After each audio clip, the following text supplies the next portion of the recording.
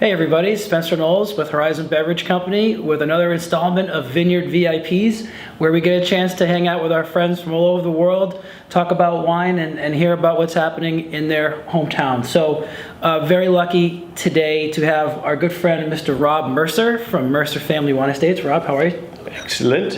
Glad to be here. Awesome. So let's get right into it. We're really excited to have you here. Obviously, Washington State is a really popular area now, extremely competitive in the fine wine world, which is very exciting for all of us. But before we get into that portion, would you mind just giving us a little bit of background about your property and your operation and a little bit of history, if you could? Sure, you bet. So the family was pretty progressive pioneers. So we actually settled in Washington State in 1886. So I'm the fourth generation on our property. We've been on the same ranch since that time in the Horse Heaven Hills of Washington State. So very warm growing region of the state. We originally were a cattle and sheep operation, and then in the late 60s, as they changed the flows of the Columbia River, we were able to divert some for irrigation. And so in 1968, we brought water to the farm. In 1972, we were the first to plant vines, Cabernet vines, in the Horse Heaven Hills. So we were definitely That's pretty cool. doing some pioneering there. Pretty cool stuff. Yeah. That's great.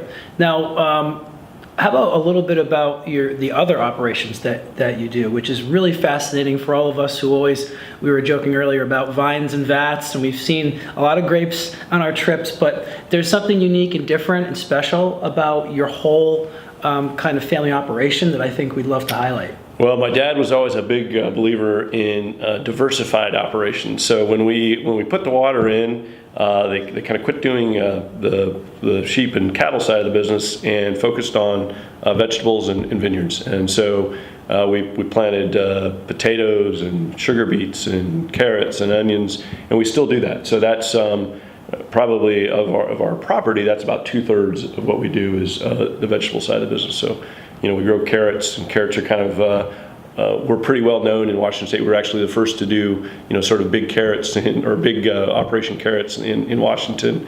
So we grow a couple thousand acres of carrots, and there's about 1 million carrots per acre. So I don't know how many carrots it is, but it's a lot of carrots. It's a little different than grapes. Yeah, that's right. We get about 50 tons of carrots per acre. Where on the grape side we get 4 to 5. So it's a much different scope. It's pretty cool. So back to the grapes, because that's really why we're here. That's why we're here. It's the most important piece. I was excited to hear about your investment and your kind of forward thinking about Malbec as a varietal in Washington State and in the U.S. So what have you done recently to kind of plan for that? And it sounds pretty exciting what you guys are up to. Yeah, well, I've always kind of looked at the wine business. It's probably, to me, one of the most interesting businesses in the country, because you have literally thousands of competitors in the marketplace, and you're trying to figure out how you do things differently and trying to be that quality producer that somebody sees. And Washington State has a lot of cool stuff going for it because we're creating such great quality wines. But I wanted to take it a step further and create more separation. And so I got looking around and said, hey, I don't think anybody's really focusing on Malbec. So that's what we're doing. We've planted 3 different vineyards, and we're really giving a lot of focus and attention to Malbec. So going to be 3 clones, 3 vineyards, different sites, and awesome. Going for world-class Malbec. Kind of like stay tuned for the next thing. Stay tuned for the next. That's awesome. Yeah. So quickly, what are we tasting? That's really, really good. Okay, so we're drinking our Bordeaux blend right here. This is a Merlot-based blend. We do Merlot so well in Washington, and so that's what the base of the blend is. We have Cab, Malbec, and Petit Verdot in the blend. That's beautiful. And it's called Cavalier. It's named for Captain Alexander Cavalier Mercer, who was the hero for the British at the Battle of Waterloo. Okay, we won't hold against them, but this is tasty. Good stuff, isn't it? Good stuff. This is really good. So it's our reserve program. It's all French barrels. Even though Captain Alexander Cavalier may have defeated the French, we still use French barrels, and we only make about 120 cases or so pretty small production, but just really really elegant stuff. And this is available in Massachusetts. It's been showcased at some great restaurants in particular. I think it's great. I think it's great for a high tier by the glass. Obviously, it's wonderful by the bottle.